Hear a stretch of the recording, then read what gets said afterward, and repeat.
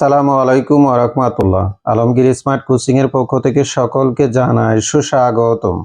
সুপ্রিয় viewers, HSC পরীক্ষা 2026 পৌরনীতি ও সুশাসন প্রথম পত্র পঞ্চম অধ্যায় সৃজনশীল অনুধাবনমূলক প্রশ্ন নিয়ে আজকে আলোচনা করব।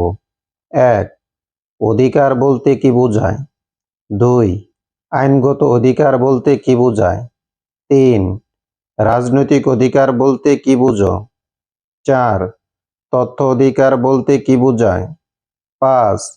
তথ্য অধিকার কেন প্রয়োজন? 6. কর্তব্য বলতে কি বোঝায়? 7. তুমি কেন কর্তব্য পালন করবে? 8. সামাজিক কর্তব্য বলতে কি বোঝায়? 9. অধিকার ও কর্তব্যের মধ্যে সম্পর্ক কি? 10. মানবাধিকার বলতে কি বোঝায়? 11. মৌলিক অধিকার বলতে কি বোঝায়? 12. মানবাধিকার ও মৌলিক অধিকারের মধ্যে পার্থক্য কি? 13. মৌলিক অধিকার কেন প্রয়োজন?